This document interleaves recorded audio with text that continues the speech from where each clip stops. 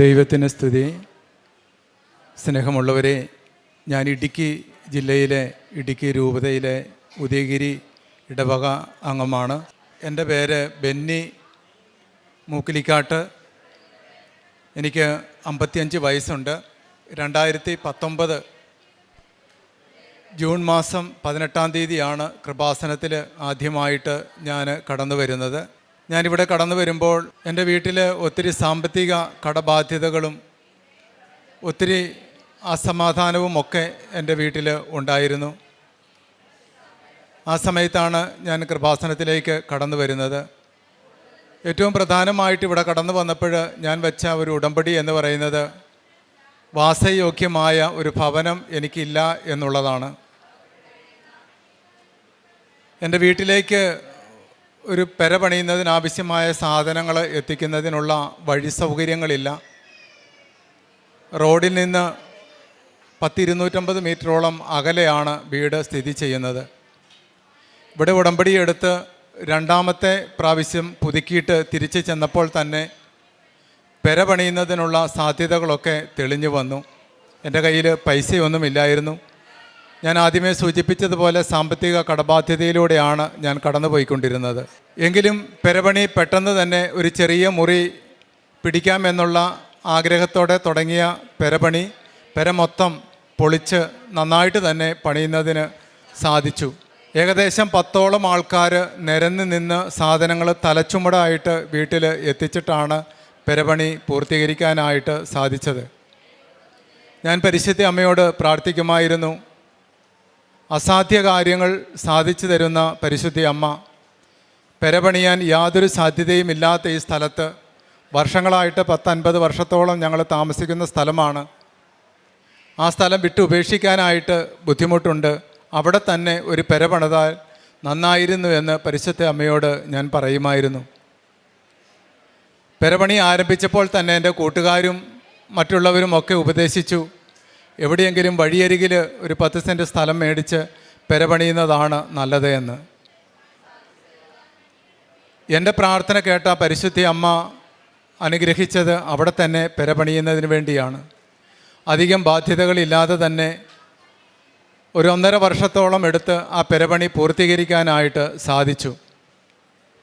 എൻ്റെ ഉടമ്പടിയിൽ ഞാൻ പ്രത്യേകമായിട്ട് പ്രാർത്ഥിച്ചിരുന്ന മറ്റൊരു നിയോഗമാണ് വീട്ടിൽ എപ്പോഴും സമാധാനമുള്ള ഒരു അന്തരീക്ഷം ഉണ്ടാകണം.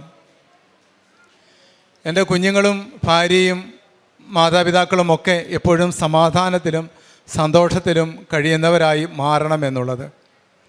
ഉടമ്പടി എടുത്ത ദിവസം മുതൽ തന്നെ എൻ്റെ വീട്ടിൽ സമാധാനത്തിൻ്റെ നല്ല ഒരു അന്തരീക്ഷമുണ്ട്. ഒരിക്കലും ഞങ്ങൾ ഭാര്യാഭർത്താക്കന്മാർ തമ്മിൽ വഴക്കടിക്കുന്നതിനോ കെർവിക്കുന്നതിനോ ഉള്ള അവസരം ദൈവം തന്നിട്ടില്ല. എൻ്റെ പ്രേക്ഷിത പ്രവർത്തനം എന്ന് പറയുന്നത് ഞാൻ ഒരു വിശ്വാസ പരിശീലകനാണ്. എൻ്റെ വിശ്വാസ പരിശീലന ക്ലാസ്സുകളിൽ പരമാവധി പരിശുദ്ധ അമ്മയെക്കുറിച്ച് പഠിപ്പിക്കുന്ന ഒപ്പം തന്നെ കൃപാസനം പ്രസാദപര മാതാവ് ഇന്ന് കാലത്തിൻ്റെ അടയാളമാണെന്നും ദൈവം ഓരോ വ്യക്തികളിലേക്കും ഇറങ്ങി വരുന്നതിനും പ്രവർത്തിക്കുന്നതിനും കൃപാസനത്തിലൂടെ ഇടപെടുന്നുണ്ട് എന്നും അതിനെ ഒരു ഉപകരണമാക്കി മാറ്റുന്നുണ്ട് എന്നും കുട്ടികളോടും അവരുടെ PTA കൂടുമ്പോൾ മാതാപിതാക്കളോടുമൊക്കെ ഞാൻ പറഞ്ഞു കൊടുക്കും. കൃപാസനത്തിൽ നിന്നും കിട്ടുന്ന പത്രം എൻ്റെ കൂട്ടുകാരുടെയും അയൽവക്കക്കാരുടെയും ഇടയിലേക്ക് ഇറങ്ങിച്ചെന്ന് അവർക്ക് കൊടുത്തുകൊണ്ട് കൃപാസന മാതാവിനെക്കുറിച്ചും മാതാവ് നമ്മുടെ ജീവിതത്തിൽ പ്രവർത്തിക്കാൻ പോകുന്ന അത്ഭുതങ്ങളെക്കുറിച്ചും ഒക്കെ ഞാൻ പറഞ്ഞു കൊടുക്കുന്നുണ്ട്. രോഗികളായിട്ട് കഴിയുന്ന വീടുകളിൽ കടന്നു ചെന്ന് അവർക്ക് വേണ്ടുന്ന സഹായങ്ങൾ സാമ്പത്തികമായിട്ടും അല്ലാതെയും അവരെ സഹായിക്കുന്നു. മറ്റുള്ളവർക്ക് എത്രത്തോളം അറിവുകൾ പകർന്നു കൊടുക്കാൻ പറ്റുമോ അതൊക്കെ എൻ്റെ ജീവിതത്തിലൂടെ ഞാൻ ചെയ്തു കൊടുക്കുന്നുണ്ട്. 2019 ഇവിടെ കടന്നു വന്നുവെങ്കിലും 3 വർഷം തുടർച്ചയായിട്ട് ഇവിടെ വരാനും ഉടമ്പടി പുതുക്കാനുമായിട്ട് സാധിച്ചു. പിന്നീട് ചില കാരണങ്ങളാൽ എനിക്ക് വരാനായിട്ട് സാധിച്ചിരുന്നില്ല. ഇവിടെ വന്ന് സാക്ഷ്യം പറയണമെന്നും പരിശുദ്ധ അമ്മയെയും ദൈവത്തെയും മഹത്വപ്പെടുത്തണമെന്നുള്ളതും എൻ്റെ ഒരു ആഗ്രഹമായിരുന്നു. അപ്പോൾ എൻ്റെ കുഞ്ഞുങ്ങളെ പ്രത്യേകമായിട്ട് പരിശുദ്ധ അമ്മയ്ക്ക് ഞാൻ ഫലമേൽപ്പിച്ച് പ്രാർത്ഥിക്കുമായിരുന്നു. അവരെഴുതുന്ന എല്ലാ പരീക്ഷകളിലും ദൈവം അവരെ അനുഗ്രഹിച്ചിട്ടുണ്ട്. ഇപ്പം 2 മോളാണ് എനിക്കുള്ളത്. 2 മോളെയും ഞാൻ ഇന്നിവിടെ കൊണ്ടുവന്നിട്ടുണ്ട്.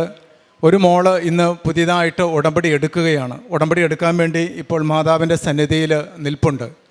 അപ്പോൾ ഇതിൻ്റെ സമയം ഇങ്ങനെ ക്രമീകരിച്ച് വന്നതുകൊണ്ട് ഒരുമിച്ച് ഇവിടെ കയറാനായിട്ട് സാധിച്ചില്ല എന്നുള്ളത് മാത്രമേ ഉള്ളൂ.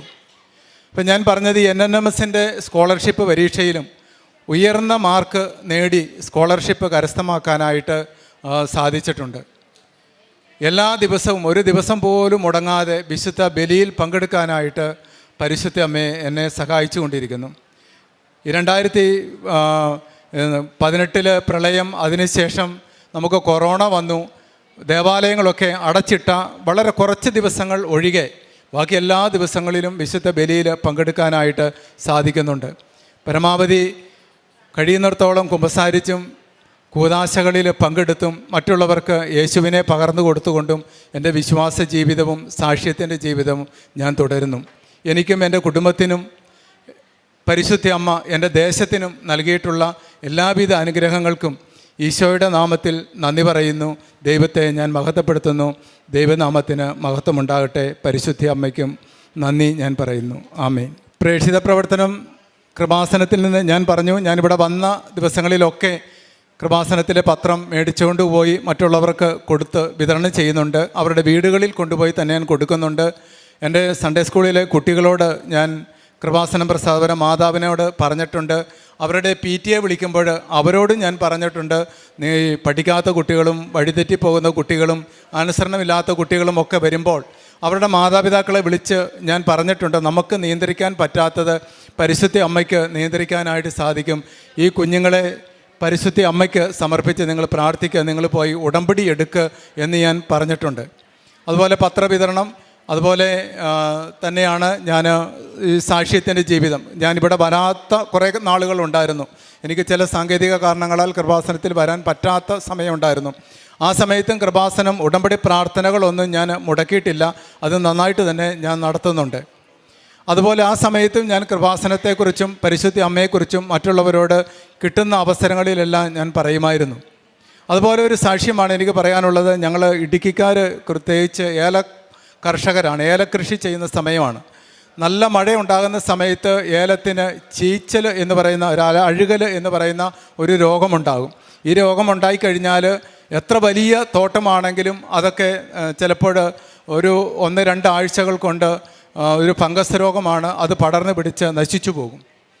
എൻ്റെ തോട്ടത്തിന് ഇങ്ങനെ ഒരു ചെറിയ പ്രശ്നമുണ്ടായപ്പോൾ ഞാൻ അതിന് കീടനാശിനി അടിക്കുന്ന സമയത്ത് അതിലേക്ക് കൃപാസനത്തിൽ നിന്നും കിട്ടിയ ഉപ്പിൻ്റെ 2-3 തരി വിതറി പരിശുദ്ധ അമ്മയുടെ നാമത്തിൽ, ഈശോയുടെ നാമത്തിൽ സമർപ്പിച്ച് പ്രാർത്ഥിച്ചു. ഈ മരുന്ന് തളിക്കുന്ന ചെടികളിലെ അഴുകൽ രോഗം കർത്താവിൻ്റെ നാമത്തിൽ നീങ്ങിപ്പോകണമേ എന്ന് ഞാൻ പ്രാർത്ഥിച്ചു. ആ ഒറ്റ മരുന്നടിയോടുകൂടി തന്നെ അഴുകൽ രോഗം എൻ്റെ ഏലച്ചെടികളിൽ നിന്ന് നീങ്ങിപ്പോയി. പിന്നീട് അത് ഇതുവരെയും ഉണ്ടായിട്ടില്ല.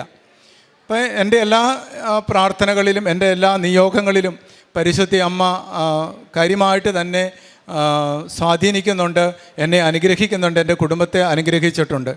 പരിശുദ്ധ അമ്മ വഴി എനിക്കും എൻ്റെ കുടുംബത്തിനും നൽകിയ എല്ലാവിധ അനുഗ്രഹങ്ങൾക്കും ഞാൻ എന്നും നന്ദിയുള്ളവനായിരിക്കും. ദൈവം ആഗ്രഹിക്കുന്ന ആ വിശ്വാസ ജീവിതം, ദൈവം ഓരോരുത്തരെക്കുറിച്ചും എന്തൊക്കെയോ ആഗ്രഹിക്കുന്നു. അത് വ്യക്തിപരമായിട്ട് വ്യക്തി കേന്ദ്രീകൃതമാണ്. എങ്കിൽ പോലും ദൈവം നമ്മളിൽ നിന്ന് എന്തൊക്കെയാണോ ആഗ്രഹിക്കുന്നത് അത് ദൈവത്തിൻ്റെ മനസ്സറിഞ്ഞ് ജീവിക്കാനായിട്ട് ഞാനും എൻ്റെ കുടുംബാംഗങ്ങളും ശ്രമിക്കുന്നുണ്ട്. എനിക്ക് നിങ്ങളോടും ആവശ്യപ്പെടാൻ അതേയുള്ളൂ. പരിശുദ്ധ അമ്മ പറയുന്നത് പോലെ അവൻ പറയുന്നത് ചെയ്യുക. അത് നമ്മുടെ സ്വന്തം ജീവിതത്തിൽ പ്രാവർത്തികമാക്കിക്കൊണ്ട് യേശുവിൻ്റെ സാക്ഷികളായിട്ട്, പരിശുദ്ധ അമ്മയുടെ സാക്ഷികളായിട്ട് നമുക്ക് ഓരോരുത്തർക്കും മാറാം. നമ്മെ ദൈവം അനുഗ്രഹിക്കട്ടെ. ആമേൻ. 52-ാം സങ്കീർത്തനം 8-9 തിരുവചനം പറയുന്നു, ദൈവത്തിൻ്റെ ഭവനത്തിൽ തഴച്ചു വളരുന്ന ഒലിവുമരം പോലെയാണ് ഞാൻ. ദൈവത്തിൻ്റെ കാരുണ്യത്തിൽ ഞാൻ എന്നേക്കും ആശ്രയിക്കുന്നു. അങ്ങ് നൽകിയ അനുഗ്രഹങ്ങളെ പ്രതി ഞാൻ എന്നേക്കും അവിടുത്തോട് നന്ദി പറയും. ബെന്നി ജോസിൻ്റെ മനോഹരമായ പ്രത്യക്ഷീകരണ സാക്ഷ്യമാണ് നമ്മോട് പങ്കുവച്ചത്. പരിശുദ്ധ അമ്മയ്ക്കും ഈശോയ്ക്കും നമുക്ക് നന്ദി പറയാം. ബെന്നി ഒരു ആധ്യാത്മിക സമ്പത്തിൻ്റെ കലവറ കണ്ടുപിടിച്ചുവെന്നാണ് ഈ പ്രത്യക്ഷീകരണ സാക്ഷ്യത്തിൽ നമുക്ക് മനസ്സിലാക്കുന്നത്. തനിക്കുള്ളതെല്ലാം വിറ്റ് നിധിയുള്ള ഒരു വയൽ വാങ്ങിയ ഒരു വ്യക്തിയെ, ബുദ്ധിമാനായൊരു മനുഷ്യനെ ഈശോ നമുക്ക് സുവിശേഷത്തിൽ പരിചയപ്പെടുത്തുന്നുണ്ട്. കൃപാസനത്തിലേക്ക് എത്തിച്ചേരുന്നവരെല്ലാം തന്നെ ഒരു വലിയ കലവറ കണ്ടുപിടിക്കുന്നവരാണ്. സ്വർഗരാജ്യത്തിന് സ്വർഗരാജ്യത്തെക്കുറിച്ച് ഈശോ പറയുന്നതാണ്, തനിക്കുള്ളതെല്ലാം വിറ്റ് താൻ ഒരു വയൽ, നിധി ഒളിഞ്ഞിരിക്കുന്ന ആ വയൽ, ഈശോ എന്ന വലിയ നിധി നമുക്ക് പരിശുദ്ധ അമ്മ നമുക്ക് പരിചയപ്പെടുത്തി നമുക്ക് സ്വന്തമാക്കി തരുന്ന ഒരു വലിയ കലവറയാണ് ഈ കൃപാസനം എന്ന് നമുക്ക് പറയാം. ബെന്നിയുടെ കുടുംബവും മക്കളും മാതാപിതാക്കളുമെല്ലാം വളരെ സമാധാനപൂർവമായ ആധ്യാത്മികമായ ഒരു ജീവിതം പങ്കുവയ്ക്കാനാണ് അദ്ദേഹം ഉടമ്പടിയിലെടുത്ത ഒരു വലിയ നിയോഗം. അത് അദ്ദേഹത്തിന് സാധ്യമായിരിക്കുന്നു എന്നാണ് ഈ സാക്ഷ്യപ്പെടുത്താൻ മാത്രം അദ്ദേഹത്തിന് ഇപ്പോൾ ധൈര്യമുണ്ട്. കാരണം അവർ ഉടമ്പടിയിൽ ജീവിക്കുന്നു എന്നാണ് പറയുന്നത്. ഉടമ്പടിയിലേക്ക് വന്നപ്പോൾ അദ്ദേഹത്തിന് ഒരു ആഗ്രഹമുണ്ടായിരുന്നു, എനിക്കൊരു നല്ല ഭവനമില്ല, ഭവനത്തിലേക്കൊരു വഴിയില്ല, ഇനി ഞങ്ങൾ എന്തു ചെയ്യും? ആ ആഗ്രഹം പരിശുദ്ധ അമ്മയോട് സമർപ്പിച്ച് പ്രാർത്ഥിച്ചപ്പോൾ അദ്ദേഹത്തിന് വളരെ പെട്ടെന്ന് ഒരു ഭവനമുണ്ടാവുകയും അതുപോലെ തന്നെ നല്ല ഒരു ഭവനമുണ്ടാവുകയും വീട്ടിലേക്കുള്ളൊരു വഴി നൽകി. അത് രണ്ടാമത്തെ പുതുക്കലിലാണ് അത് സംഭവിച്ചത്. രണ്ടാമത്തെ പുതുക്കൽ എന്ന് പറഞ്ഞാൽ പരിശുദ്ധ അമ്മയുടെ എലീശ പുണ്യവതിയെ സഹായിക്കാനായി പോകുന്ന 3 മാസക്കാലത്തിൽ നിന്ന് അല്പം കൂടി നീങ്ങിയാൽ ഒരു പക്ഷേ ഒരു 4 മാസത്തിനകം ഉടമ്പടി പുതുക്കുന്ന കാലഘട്ടം അതാണ്. രണ്ടാമത്തെ പുതുക്കലിലാണ് അദ്ദേഹത്തിന് ഒരു ഭവനവും വഴിയും എല്ലാം നൽകി ഈശോ അദ്ദേഹത്തെ അനുഗ്രഹിക്കുന്നത്.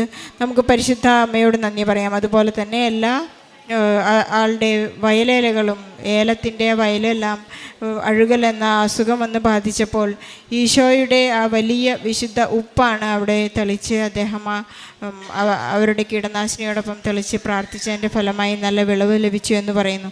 അച്ഛനെപ്പോഴും നമ്മോട് പറയാറുണ്ട് നമ്മുടെ ഉടമ്പടി വസ്തുക്കളെ ആക്ടിവേറ്റ് ചെയ്യുക എന്ന്. നമുക്കെപ്പോഴും പരിശുദ്ധ അമ്മയോട് കൂടെ ആയിരിക്കാം. നമ്മുടെ ഉടമ്പടിയെ ആക്ടിവേറ്റ് ചെയ്യുന്നത് നമ്മുടെ വിശ്വാസ ജീവിതത്തിലൂടെയാണ്, നമ്മുടെ വിശ്വസ്തതയിലൂടെയാണ്. പരിശുദ്ധ അമ്മയ്ക്കും ഈശോയ്ക്കും ബെന്നി ജോസിൻ്റെ മനോഹരമായ പ്രത്യക്ഷീകരണ സാക്ഷ്യത്തിന് വലിയൊരു കയ്യടി നൽകിക്കൊണ്ട് ഈ സാക്ഷ്യം നമുക്ക് ഈശോയ്ക്കും അമ്മയ്ക്കും സമർപ്പിക്കാം. അത്യപൂർവ ദൈവാനുഭവങ്ങൾ ഇനി നിങ്ങൾക്കും സ്വന്തം. ഈ യൂട്യൂബ് ചാനൽ ഇതുവരെ സബ്സ്ക്രൈബ് ചെയ്തിട്ടില്ലെങ്കിൽ ഇപ്പോൾ തന്നെ സബ്സ്ക്രൈബ് ചെയ്യുക. ഈ വീഡിയോ ഇപ്പോൾ തന്നെ നിങ്ങളുടെ സുഹൃത്തുക്കൾക്ക് ഷെയർ ചെയ്തുകൊണ്ട് കർത്താവിൻ്റെ പ്രേക്ഷിതരാകുക.